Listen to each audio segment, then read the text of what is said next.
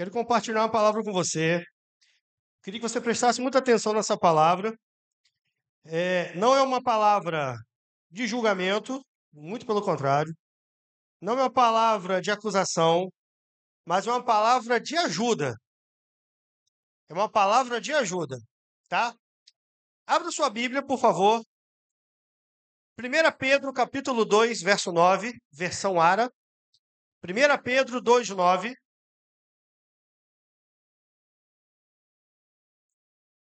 Enquanto você vai abrindo e a Vanessa vai colocando o texto ali, eu queria que você perguntasse para o seu irmão assim, ó.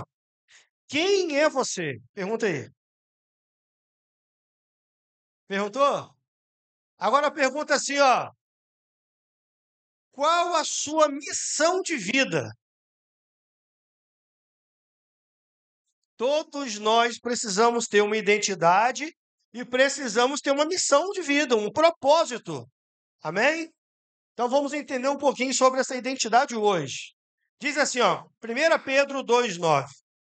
Vós, porém, sois raça eleita, sacerdócio real, nação santa, povo de propriedade exclusiva de Deus, a fim de proclamardes as virtudes daquele que vos chamou das trevas para a sua maravilhosa luz. Irmãos, tem alguns textos na Bíblia que não precisa pregar, ele por si só já prega. E eu fiz questão de perguntar. Irmãos, eu estou incomodado, calma aí. Sou meio chato com isso. Tem alguns textos na Bíblia que você não precisa explorar muito, ter uma boa elucidação, uma introdução, porque ele por si só. E eu fiz questão de te estimular a perguntar para o seu vizinho, seu amigo, seu irmão, seu parente, seu colega, seu marido, sua esposa, enfim, seu filho, seu pai, quem está do seu lado. Quem é você? Irmãos, é muito comum percebermos pessoas se perdendo no meio do caminho. Pessoas se perdem por quê? Por causa de críticas, frustrações, decepções, feridas, coisas que nós ouvimos que nos machucaram, coisas que nós vimos e não concordamos, coisas que nos falaram, coisas que falaram de nós. Irmãos, eu poderia ficar a noite toda falando de motivos, mas a verdade é que muitos perdem a sua essência durante a trajetória, durante a caminhada. E com isso, nós esquecemos de algumas coisas. Esquecemos que nós somos raça eleita, sacerdócio real, nação santa, povo de propriedade exclusiva de Deus, a fim de proclamar as virtudes daquele que nos chamou das trevas para a sua maravilhosa luz. A grande verdade, irmãos, é que durante a caminhada, durante a nossa trajetória, é comum nós percebermos pessoas, e acontece comigo e com você, nós nos perdermos, sabe por quê? Por causa de coisas que nos desagradaram. E nós começamos a perder a nossa identidade. Começamos a esquecer de quem de fato nós somos, ou deveríamos ser. Durante a caminhada, durante a nossa trajetória, nós vamos perdendo a nossa essência. E aquele que orava não ora mais. Aquele que se dedicava não se dedica mais. Aquele que se dedicava na leitura da palavra, na meditação das sagradas escrituras, já não faz mais isso, porque perdeu a essência. Porque situações da vida, gigantes que se levantaram, muralhas que encontraram na frente, inimigos que se levantaram, tudo isso fez com que pessoas se perdessem no meio do caminho e perdessem a sua essência. A Bíblia diz que nós somos nova criatura, criados em verdadeira justiça e santidade. Somos filhos de Deus, somos herdeiros de Deus e co-herdeiros com Cristo. Somos príncipes e princesas do Senhor. Somos sacerdotes para Deus o Pai. Somos justiça de Deus em Cristo. Somos cabeça e não cauda. Estamos sempre por cima e nunca por baixo. Somos abençoados em todas as coisas, mais do que vencedores em Cristo Jesus. Irmãos, é bom falar e ouvir isso, mas nós precisamos ficar atentos, porque senão nós começamos a perder essas características e começamos a agir de forma diferente. A Bíblia, ela relata algumas realidades de vida que eu vou chamar de classes de pessoas que andaram com Jesus, que viveram histórias, mas que talvez nessa noite venham nos ensinar a não ser como elas. E a última é nos ensinar a ser como ela. Mas eu quero começar falando sobre o tipo de pessoa que se porta como multidão. Irmãos, por onde Jesus ia, Jesus arrastava a multidão. A Bíblia nos ensina isso. Em João capítulo 5, verso 3, hoje eu vou citar muitos textos, tá? Hoje eu vou me dar o luxo de não ser textual no sermão, no esboço, mas vou ser temático. Mas João capítulo 5, verso 3 diz assim, ó: Nestes jazia uma multidão de enfermos, cegos, coxos, paralíticos, esperando que se movesse a água. Porquanto um anjo descia em certo tempo, agitando-a, e o primeiro que entrava no tanque, uma vez agitada a água, sarava de qualquer doença que tivesse. E você pode perceber que no verso 3 diz: Neste jazia uma multidão. Multidão. João capítulo 6, verso 1 diz: Depois dessas coisas, atravessou Jesus o mar da Galileia, que é o de Tiberíades. Seguia-o numerosa multidão, porque tinham visto os sinais que ele fazia na cura dos enfermos. Então subiu Jesus ao monte e assentou-se ali com seus discípulos. Ora, era Páscoa, a festa dos judeus estava próxima. Então Jesus, erguendo os olhos e vendo que grande multidão vinha ter com ele, disse a Filipe: Onde compraremos pão para lhe dar e comer? Mas dizia isto para experimentar, porque ele bem sabia o que estava para fazer. Respondeu-lhe Filipe: Não lhes bastariam 200 denários de pão para receber cada um o seu pedaço. Um de seus discípulos, chamado André, irmão de Simão Pedro, informou Jesus: Está aí um rapaz que tem 5 pães de cevada e 2 peixinhos. Mas isto, o que é para tanta gente?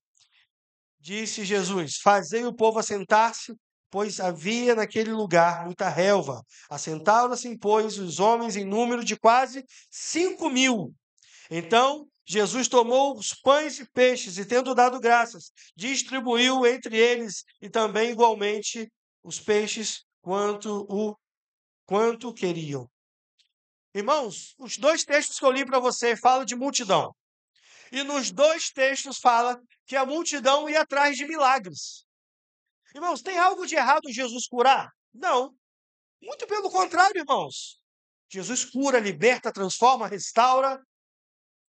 Mas eu percebo que uma das características da multidão é ficar preocupada só em adquirir a cura, a bênção. Repare que nos 2 textos que eu li, no primeiro, a multidão ficava ali esperando o anjo mover as águas, porque eles ficavam preocupados em que iriam ser curados.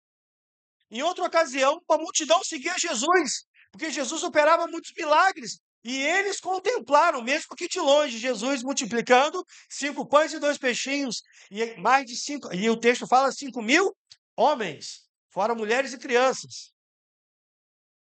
Jesus fez o milagre, multiplicou pães e peixes, irmãos. Mas a questão é, qual a principal característica de uma multidão? São aqueles que só olham Jesus de longe. E eu quero repetir algo que eu falei. Essa palavra não é de julgamento nem de acusação. Mas uma das características da multidão é que a multidão não se compromete com Jesus. Você pode revirar a Bíblia e sempre que falar de multidão, você não vai ver a multidão se comprometendo com Jesus. Porque é uma característica de multidão ficar de longe. Opa, estou vendo Jesus operar um milagre lá, ó. Tá vendo? Olha Jesus operando um milagre. Olha lá que legal, ó. Jesus está operando um milagre. Eu gosto de comparar a multidão. Eu ministrei essa palavra em 2016 lá na igreja, lá no campus. Eu gosto de comparar a multidão com aqueles que se autodenominam amigos do Evangelho. Eu admiro Jesus, eu creio que Deus existe, eu creio até na manifestação do Espírito Santo, aleluia. Mas eu não vou me comprometer porque eu sou multidão, fico de longe. Eu creio, mas deixa lá, está tudo certo. Multidão não se compromete com nada, só está interessada nas bênçãos, no que Jesus pode fazer por eles. A multidão só chega perto quando precisa de algo. Em João 6,1 diz: depois dessas coisas, atravessou Jesus o mar da Galiléia, de Tiberíades. Seguiam numerosa multidão, porque tinham visto os sinais que ele fazia na cura dos enfermos. Multidão é atraída pelos sinais apenas. Multidão se contenta em olhar, em contemplar os sinais. Aquelas pessoas que ficam distantes. Multidão só vai atrás de milagres. Mas tem outra classe de pessoas, que é o povo. Povo não é tão distante quanto multidão. Povo fica um pouco mais perto. Mateus 9:23 diz: tendo Jesus chegado à casa do chefe, no caso aqui, os tocadores de flauta e o povo em alvoroço disse: retirai-vos, porque não está morta a menina, mas dorme. E retiraram-se dele. Mas, afastando o povo, entrou Jesus, tomou a menina pela mão e levantou. Irmãos, no livro de Marcos, esse mesmo episódio de Marcos, no capítulo 5, verso 40, diz: e riram-se dele, tendo ele, porém, mandado sair todos. A Bíblia diz que um homem chamado Jairo, chefe da sinagoga, foi até Jesus clamando por um milagre: minha filha está muito enferma. E Jesus não respondeu nada, mas seguiu aquele homem. No meio do caminho, Jesus curou a mulher do fluxo de sangue. Mas Jesus, quando estava seguindo no trajeto em direção à casa daquele homem, chegou a notícia para Jairo: Jairo, já era. Sua filha, já era. Como diz a Teté, foi de arrasta para cima. Foi de arrasta para cima. Sua filha já era, Jairo. E Jesus foi até a casa daquele homem. E chegando na casa daquele homem, Jesus viu o povo em alvoroço. Irmãos, infelizmente, uma das características do povo é só fazer alvoroço. O povo faz alvoroço. Até está um pouco mais perto, mas faz alvoroço. E a Bíblia diz que Jesus mandou todo mundo sair da casa daquele homem. Jesus mandou que todos saíssem. Entrou com algumas pessoas que eu vou falar daqui a pouco. Mas Jesus não permitiu o povo estar naquele lugar. O povo até fica mais próximo de Jesus. Eles até veem um milagre mais de perto. Muitos contemplam e recebem a bênção, o milagre. Mas eles não conseguem caminhar com Jesus por muito tempo. Ao contrário da multidão, o povo, de fato, fica um pouco mais perto. Mas o povo não quer se aprofundar muito, porque, afinal de contas, eu trabalho muito. Afinal de contas, eu tenho os meus problemas. Afinal de contas, eu tenho as minhas limitações. Levanta a mão aqui quem não tem limitação. Todos nós temos. Todos nós temos limitações. E as nossas limitações não podem ser um fator predominante para nós usarmos como uma desculpa esfarrapada para não servir a Jesus. Mas é uma característica do povo. Em Mateus 4:23 diz: percorria Jesus toda a Galiléia, ensinando nas sinagogas, pregando o evangelho do reino e curando toda sorte de doenças e enfermidades entre o povo. Quando Jesus estava diante de Pilatos, o povo gritou: crucifica-o! O mesmo povo que testemunhou muitos milagres, o mesmo povo que recebeu muitos milagres, o mesmo povo que gritou: Hosana ao filho de Davi, bendito ao que vem em nome do Senhor. Foi esse mesmo povo que falou: crucifica-o. Foi esse mesmo povo que falou: solta Barrabás, solta um ladrão e crucifica Jesus. Sabe qual é uma das grandes características do povo? A ingratidão. O povo é ingrato. Tem experiências com Jesus, testemunha milagres, experimenta milagres, mas não sabe sustentar a gratidão no coração. Uma das grandes características do povo é a ingratidão. Esse mesmo povo que testemunhou Jesus fazer tantas maravilhas, milagres, prodígios, mandou Jesus ser crucificado. Mas não para aí não, tem outra classe. Outra classe de pessoas são os discípulos. E os discípulos são aqueles que caminham junto. Irmãos, a igreja precisa ter mais discípulos. Discípulos de Jesus em primeiro lugar. A igreja precisa ter mais discípulos. Discípulos são aqueles que seguem os passos. Discípulos são aqueles comprometidos com o líder. E eu falo primeiro de Jesus, depois com a liderança da sua igreja. Os discípulos caminhavam com Jesus, irmãos. Os discípulos ceiavam com Jesus. Participavam diretamente dos milagres. Eu li aqui sobre a multiplicação de pães e peixes. Os discípulos participavam diretamente. Vou falar de um que eu gosto muito, Pedro. Pedro andou sobre as águas. Nenhum homem pôde falar da história, falar assim, eu andei sobre as águas. Tirando Jesus, só Pedro fez isso, irmãos. Ele fez não, né? Viveu isso. Experimentou isso. Falar de ser discípulo é falar de alguém que vai atrás, que segue os passos, que tem comunhão com o seu líder. A igreja precisa de mais discípulos, irmãos. Discípulos são aqueles que honram. E às vezes, irmãos, nós achamos que... Eu vou abrir meu coração para vocês. Sabe qual a maior honra que os seus líderes precisam? Não são as honras públicas. Não é o que você fala na frente. É o que você comenta por trás. A maior honra não é aquela que é explícita. Irmãos, o discípulo que não tem comunhão com o discipulador, com o líder, ele não é discípulo. Repare que os 12 apóstolos, inclusive Judas, eles caminhavam com Jesus. Estavam o tempo todo com Jesus.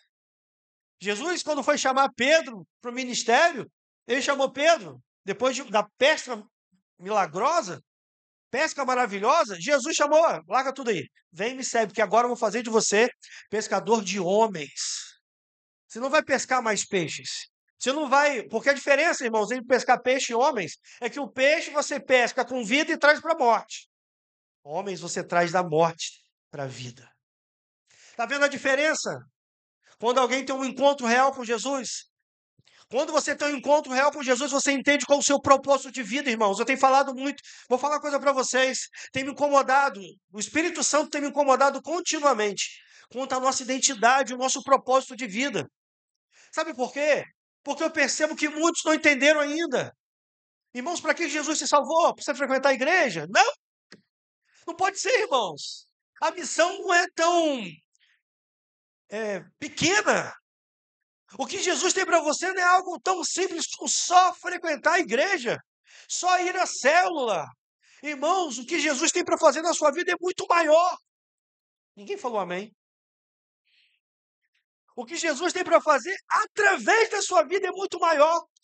E talvez seja uma coisa que a igreja, de forma geral, precisa entender. Porque nós pensamos assim, o que Deus tem para fazer na minha vida? Irmãos, e tem. Aquele que começou a boa obra, pode ficar tranquilo. Ele vai concretizar, ele vai concluir a obra, amém? Agora, e o que ele tem para fazer através da sua vida? A falta de identidade, a falta de um norte. Quem sou eu em Deus e qual a minha missão de vida? Qual o meu propósito de vida? Irmãos, eu sempre falo que Deus usa cada um de um jeito. Não interessa. Cada um tem um jeito de pregar, cada um tem um jeito de segurar o microfone, cada um tem um jeito de falar, de andar. Tem gente que quando está pregando, está falando, fica assim, quem é? Quem sabe? Não sabe quem é, não. Cada um tem o seu jeito. Eu estava brincando com esse dia no evangelismo, eu estava com a sacola de pão, estava assim, ó. Estou convivendo muito com o bispo. Mas a grande verdade é que eu quero te perguntar hoje, qual o seu propósito de vida? Você nasceu para quê, irmãos? Você nasceu para cumprir a ordem natural da vida? Vou nascer, crescer, reproduzir e morrer. Irmãos, que vida medíocre é essa? Que vida medíocre é essa? E você nasceu de novo em Deus. E qual o seu propósito? Ah, meu propósito é frequentar os cultos. Beleza, e aí? Mais o quê? Não é, a célula também. Mas e aí, mais o quê? Irmãos, Deus não te chamou para ser um frequentador de culto, não. Deus te chamou para ser alguém que vai fazer diferença nessa sociedade. levar o amor dele, levar o amor de Deus para as pessoas que precisam. Só existe discipulador porque existe discípulos. E se nós não nos comportarmos como discípulos, irmãos, nós não estaremos cumprindo o nosso propósito. Nós somos chamados de cristãos, um termo pejorativo, que, na verdade, um apelido debochado, pequenos cristos, que, na verdade, hoje é um orgulho para a gente. Pequenos cristos, ou seja, eu sou um seguidor de Cristo. Eu sou um seguidor de Jesus. Eu não vivo, mas Cristo vive em mim. Irmãos, isso precisa ser uma realidade. E se Cristo vive em mim, algo precisa acontecer através de mim. O problema, irmãos, é que nós estamos nos conformando em ser frequentadores de culto, de igreja. Irmãos, vou falar uma coisa para vocês. Encher igreja é a coisa mais fácil que existe. Chama artistas, começa a fazer eventos, bota comida e enche os cultos. É uma verdade, irmãos. Os cultos lotam.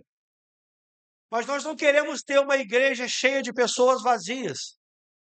Nós não queremos ter uma igreja cheia de pessoas sem propósito.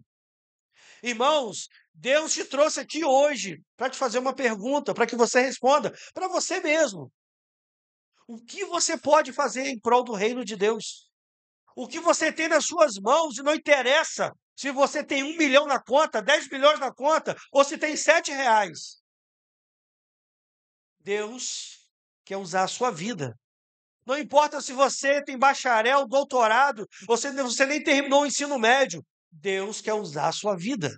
Não importa se você comprou um carro 0 km hoje. Hoje não, que é domingo, não compra. Mas se você comprou sábado, sexta, um carro 0 km, ou se você não tem nenhuma bicicleta, Deus quer usar a sua vida. Não importa o que você tem na mão, desde que você disponibilize para o reino. O bispo deu o exemplo da viúva. Aquelas pessoas vinham, não ia nem falar disso, vinham, colocavam dinheiro, valores altos. E na minha cabeça, eu fico imaginando, na minha cabeça, um empresário, fazendeiro, fala assim: estou dando tantas cabeças de gado, pá, eu quero dar tanto.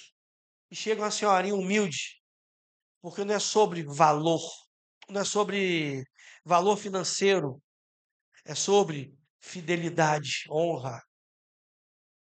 Precisamos ser mais discípulos.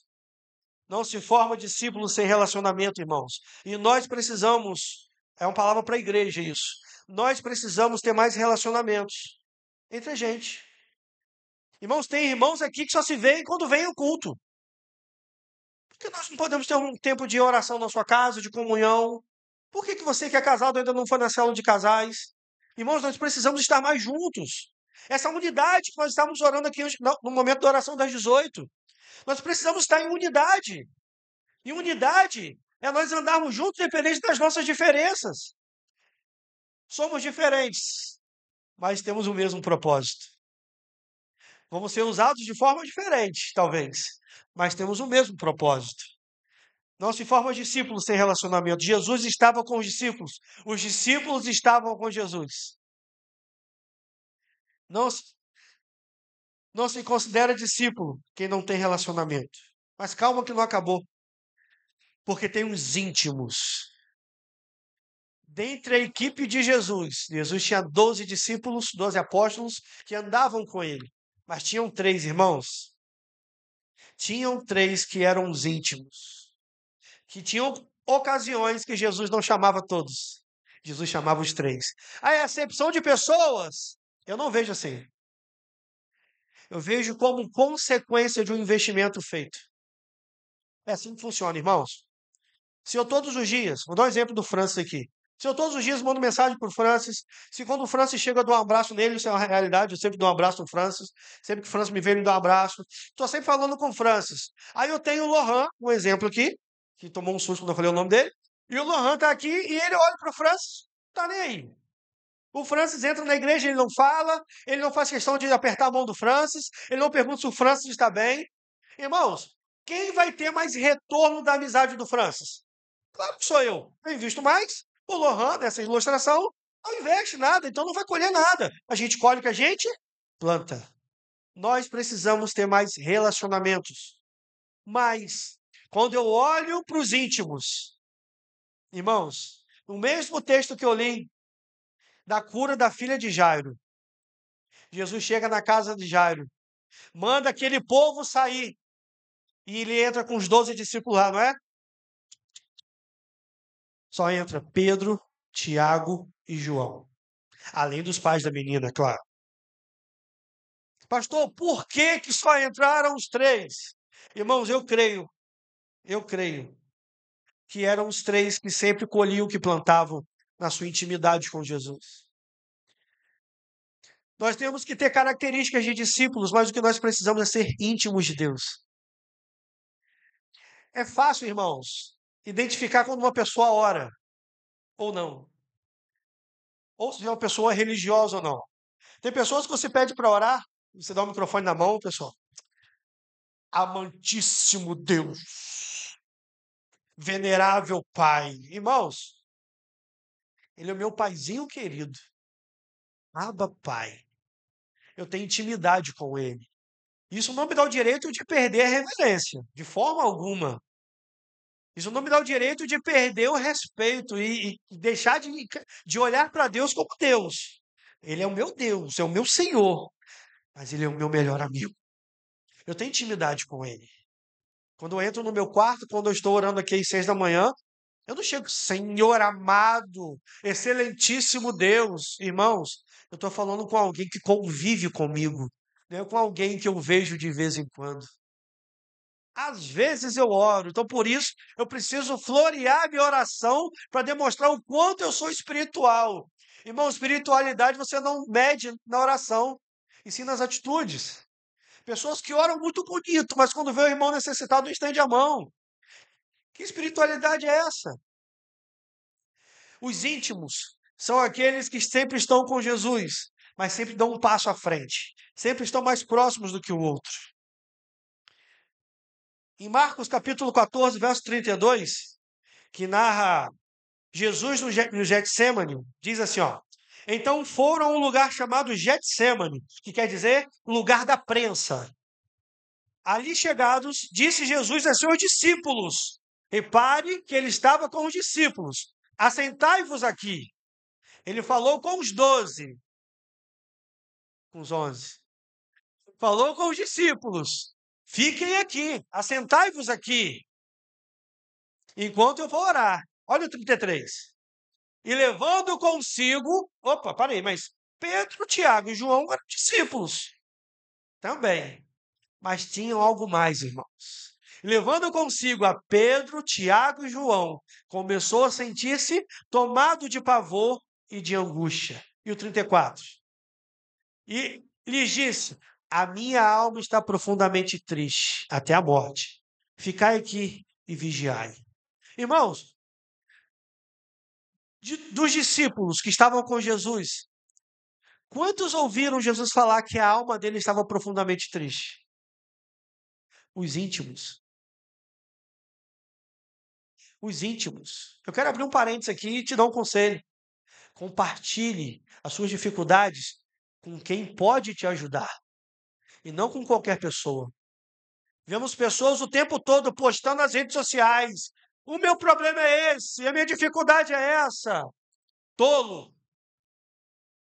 Busque os íntimos. A Bíblia diz que na multidão de conselhos, em outra versão diz, na multidão de conselheiros, há sabedoria. Não são todas as pessoas que podem nos aconselhar, irmãos. Não são todas as pessoas que podem nos direcionar. Eu estou no propósito com a Anister, nós estamos transcrevendo os Salmos. E no dia do Salmos 1, bem-aventurado o homem que não anda segundo o conselho dos ímpios. Ai, para quê? Pai, o que é conselho dos ímpios? Eu fui explicar, trazendo para a realidade dela. Filha, você não pode ouvir qualquer pessoa. Quando o seu amiguinho da escola te chamar para fazer bagunça, não faça. Compare ele com os ímpios. Porque você não pode receber conselhos de pessoas que não têm Jesus no coração. Eu fui ensinando de acordo com o entendimento dela. Mas, irmãos, de fato, bem-aventurado o homem que não anda segundo o conselho dos ímpios. Cuidado com os conselhos que você ouve. Na verdade, com quem te aconselha. Vivemos um tempo onde O YouTube, os pregadores de YouTube são os nossos, nosso não, né? Meu não, são os grandes conselheiros do momento. Quem são os seus conselheiros? Quem que você pode abrir o coração? Repare que Jesus abriu o coração para os íntimos. Pedro, Tiago e João. Durante a transfiguração, Mateus capítulo 17, verso 1 diz: 6 dias depois tomou Jesus consigo a Pedro, Tiago e João, e os levou em particular a um monte muito alto. Irmãos, nós precisamos entender, ou nós viveremos como uma multidão que olha de longe o que Deus está fazendo. Somos povo que até vê um pouco de perto, mas somos ingratos. Ou somos discípulos que andam perto, ou somos os íntimos que vão viver o que ninguém vive. Às vezes perguntando, Senhor, por que que o Bispo Sandro vive isso com o Senhor e eu não? Por que que a Mirelle, Senhor, consegue resposta para as orações dela e eu não? Porque talvez você não esteja sendo íntimo, não esteja contemplando o que só íntimo contempla. Essa não é a palavra de acusação nem de julgamento. É para te mostrar, vou voltar ao início da palavra. Falta o último ponto ainda. É para te mostrar que Deus nos chamou, irmãos. Vamos lá. Deus nos chamou para ser raça eleita, sacerdócio real, nação santa, povo de propriedade exclusiva de Deus, a fim de proclamar as virtudes daquele que nos chamou das trevas para a sua maravilhosa luz. Ele nos chamou, nos criou em verdadeira justiça e santidade, porque somos filhos de Deus, somos herdeiros de Deus e co-herdeiros com Cristo, somos príncipes e princesas do Senhor, somos sacerdotes para Deus o Pai, somos justiça de Deus em Cristo, somos cabeça e não cauda, estamos sempre por cima e nunca por baixo, somos abençoados em todas as coisas e mais que vencedores em Cristo Jesus. Mas sabe quando que nós seremos assim? Quando nós não perdemos a nossa essência. Quantas pessoas já viveram como sacerdotes dentro de casa, mas se perderam, estão vivendo como multidão? Quantos cristãos que um dia já se sentiram úteis no reino? Quantos cristãos que de fato olhavam para suas vidas e falavam: eu sou um príncipe do Senhor, eu sou uma princesa do rei, eu estou aqui, eu sou importante para o reino, eu sou importante para a igreja, eu posso contribuir com o meu suor, eu posso fazer algo. E hoje estão convivendo como multidão, como povo. Porque é importante é vir à igreja, o importante é frequentar os cultos, não é não, irmãos? O mais importante é você ter sua identidade formada em Deus. Por isso que eu comecei a palavra te perguntando quem é você, para que que você nasceu? Você não nasceu para viver uma vida medíocre. E por último, eu quero terminar falando de quem nós, de tudo que nós ouvimos, é o que nós devemos ser, irmãos, filhos, filhos de Deus. João 1,12 diz: mas a todos quantos o receberam, deu-lhes o poder de serem feitos filhos de Deus, a saber, aos que creem em seu nome.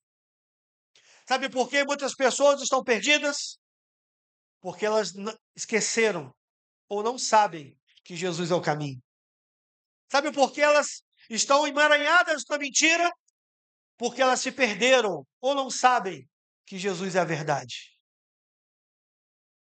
Sabe por que elas têm dificuldade de viver uma vida abundante diante de Deus? Porque elas esqueceram ou não sabem que Jesus é a vida. Jesus é o caminho, a verdade e a vida.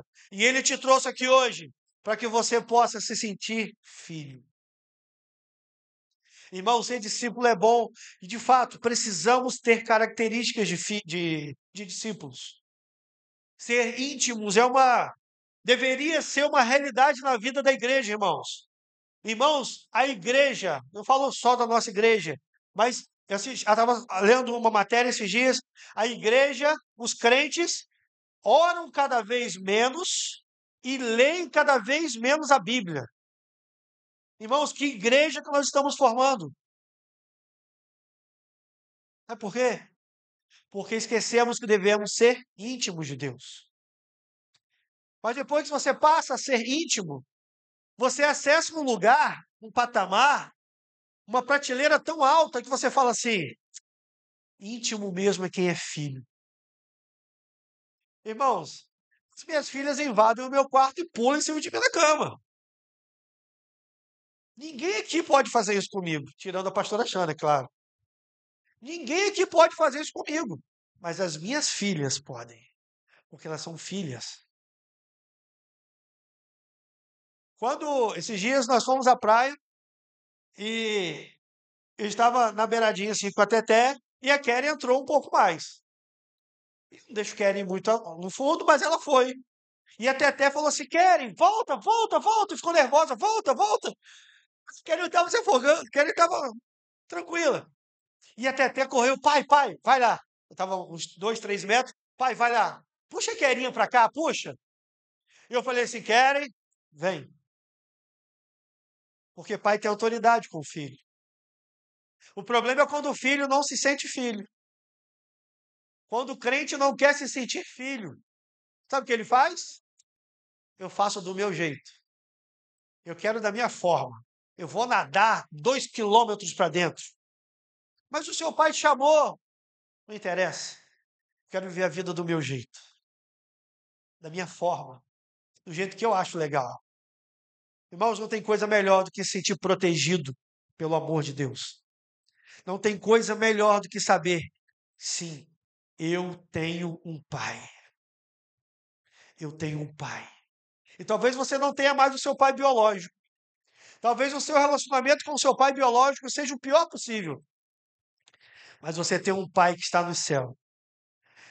Um pai de amor, um pai perfeito. Que hoje quer que você saia daqui entendendo que você é filho. Eu quero te convidar a ficar de pé, quero fazer uma oração com você. Queria que você fechasse os seus olhos e você repetisse uma oração comigo, porque hoje você precisa reafirmar a sua posição de filho ou afirmar pela primeira vez. O texto que eu li diz que a todos que creem em Jesus, que o recebem, a estes, só esses, têm o poder de serem chamados filhos de Deus. A sociedade fala assim: ó, todo mundo é filho de Deus, todo mundo é criatura, criação. Filho, a Bíblia nos respalda, são aqueles que confessam Jesus como seu Senhor e Salvador. Feche os seus olhos comigo, eu quero que você repita uma oração comigo. Repita assim comigo: Senhor Jesus. Mais alto: Senhor Jesus, nessa noite eu entendi a tua palavra e eu quero neste momento confessar os meus pecados e declarar que não posso viver sem Jesus. Eu quero neste momento entregar a minha vida ao Senhor Jesus. Escreva o meu nome no livro da vida. Eu quero nessa noite sair daqui me sentindo filho, em nome de Jesus. Amém.